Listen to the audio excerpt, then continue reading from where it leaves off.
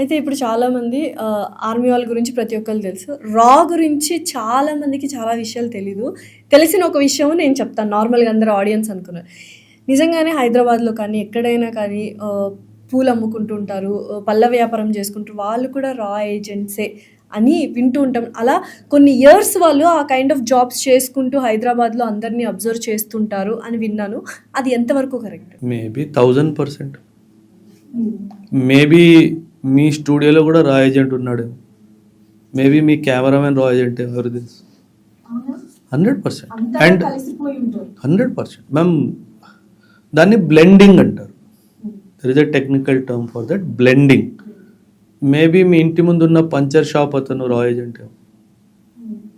అది చాలా, ఇన్ఫ్యాక్ట్ నేను ఎక్కడ ప్లేస్ చెప్పను, కానీ నేను పర్సనల్గా నేర్చుకున్నది లైఫ్లో పెద్ద లెసన్ చెప్తాను. ఫీల్డ్లో మా రెజిమెంటల్ హెడ్ క్వార్టర్స్ ఉండేది. రెజిమెంటల్ హెడ్ క్వార్టర్స్ రోడ్ అటువైపు ఒక బిచ్చగాడు ఉండేవాడు. అంటే బిచ్చగాడు అంటే ఇంకా బట్టలన్నీ పాడైపోయి మాసిపోయి ఎంటుకలన్నీ అలా ఉండి ఒక బిచ్చగాడు ఉండేవాడు. ఒక 2 to 3 months అలాగే ఉన్నాడు. అంటే ఎంత చలి ఉన్నా సరే తను అక్కడే ఉండేవాడు అంటారు. ఎందుకో ఒకరోజు కమాండింగ్ ఆఫీసర్కి డౌట్ వచ్చింది. ఏంటి నాకు ఎందుకో డౌట్ కొడుతుంది, he is not a beggar, questionable identity అనే ఒక పదం వాడతాం, క్వశ్చనబుల్ ఐడెంటిటీ. అయితే వాడిని ఒకరోజు మేము వేసుకున్నాం. తెలిసింది ఏంటంటే he was an ISI informer. వాడు ఒకటే పని, he had a satellite phone with him. ఒక్కటే పని, రెజిమెంట్ గేట్ నుంచి బండి బయటికి వెళ్తే అది రైట్కి వెళ్ళిందా లెఫ్ట్కి వెళ్ళిందా చెప్పాలి, అంతే. వాడు జాబ్ ఒక్కటే జాబ్. వీలైతే బండిలో ఎంతమంది కనిపిస్తున్నారు, అంటే ఫాస్ట్గా, అంటే మూమెంట్ ఆపరేషనల్గా వెళ్ళిందా లేదా నార్మల్గా రొటీన్ ఆపరేషనల్కి వెళ్ళే స్పీడ్లో వెళ్ళిందా, ఈ విషయాలు చెప్పడం తన బాధ్యత. ఎన్ని మంత్స్ ఉన్నాడు సార్? ఒక 2.5 months. ఓకే. అసలు that was revolution of my life time. అంటే తను ఆబ్వియస్లీ ఎనిమీ కంట్రీకి సంబంధించినోడు, కానీ ఆ కంట్రీ కోసము తను ఒక బిచ్చగాడ్ లాగా 2.5 months మాకు కనిపించాడు. దాని ముందు ఎక్కడ కూర్చున్నాడో తెలియదు మనకు తెలియదు. You will not believe ma'am, మొత్తం కంటోన్మెంట్ అంతా అసలు జల్లడ్లా పెట్టేశాను, ఒక్కొక్కడిని పట్టుకొని అందరినీ. ఇంకా so that was a big revolution. అంటే జనరలీ జరగదు, అంటే ఒక్కొక్కసారి మిస్ అవుతాం అంతే. అంటే ఒక ISI ఏజెంట్ అని మీరు ఎలా అంటే పార్ట్ ఆఫ్ లెర్నింగ్. అంటే మాకు బేసిక్ మిలిటరీ ట్రైనింగ్లో అన్నీ నేర్పిస్తారు, కానీ మేము బిజీ ఉండడం వల్ల, అంటే అది that was not a pure field station, also it was a semi field station. దానివల్ల అది మేము మిస్ అయ్యామన్నది మాకు అర్థమైంది.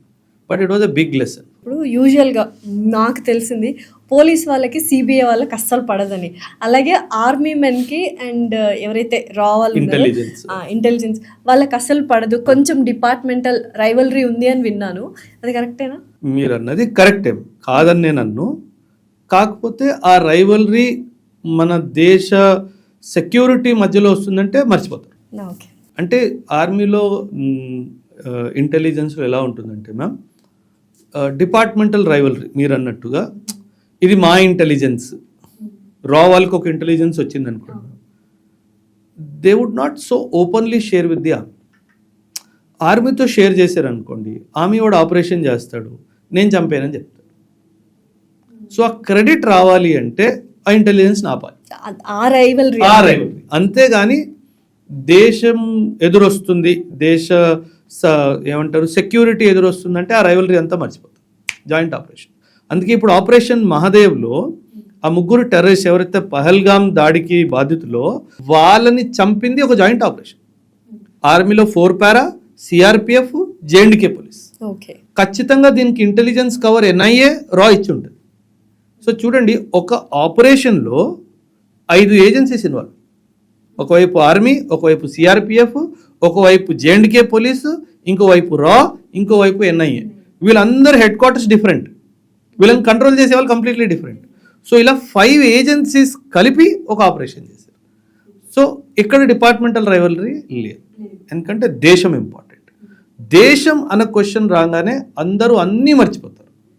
యాజ్ ఎ జాయింట్ టీమ్ లాగా అటాక్ చేస్తారు. కానీ ఆర్మీ ట్రైనింగ్ ఎంతైతే డిఫికల్ట్గా ఉంటుందో అక్కడ టెర్రరిస్టులు ఎవరైతే ఉన్నారో వాళ్ళ ట్రైనింగ్ అంతకంటే డిఫికల్ట్గా ఉంటుంది. వాళ్ళ దగ్గర అంతకంటే ఎక్కువ వెపన్స్ ఉంటాయి అని విన్నాము. నిజమేనా అది? అవును మ్యామ్. టెర్రరిస్ట్ అండ్ ఆర్మీ సోల్జర్కి కంపారిజన్ అయితే లేదు. No, not at all. No, not comparing. అంటే కంపారిజన్ ఎందుకు లేదు అంటే, మోస్ట్ ఆఫ్ ది పీపుల్ ఎవరైతే టెర్రరిస్ట్గా మారుతారో, నేను నా అనుభవంతో చెప్తున్నాను, మోస్ట్ ఆఫ్ దెమ్ డబ్బుల కోసం చేస్తారు. డబ్బుల కోసం వాళ్ళు టెర్రరిస్ట్లా మారుతారు.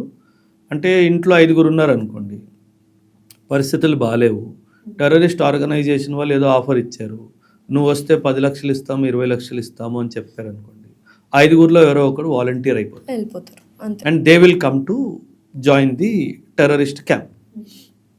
వాళ్ళకి ట్రైనింగ్ ఇచ్చేది టెర్రర్లో ఎవరైతే హెడ్ క్వార్టర్స్లో ట్రైనింగ్ ఇన్ఛార్జెస్ ఉంటారో, పాకిస్తాన్లో ఆర్మీ వాళ్ళే సపోర్ట్ కూడా చేస్తారు. సో ఒక ఆర్మీ సోల్జర్ ఒక టెర్రరిస్ట్కి ట్రైనింగ్ ఇస్తుంది అక్కడ. అండ్ ఆ ట్రైనింగ్లో భాగంగా ఐడియాలజికల్ ట్రైనింగ్ కూడా జరుగుతుంది. అదేంటి? సైకలాజికల్గా, అంటే మన మీద ద్వేషం ఎలా పెంచాలి తనలో. మ్యామ్, ఒకరిని చంపేయడం అంటే అంత ఈజీ కాదు.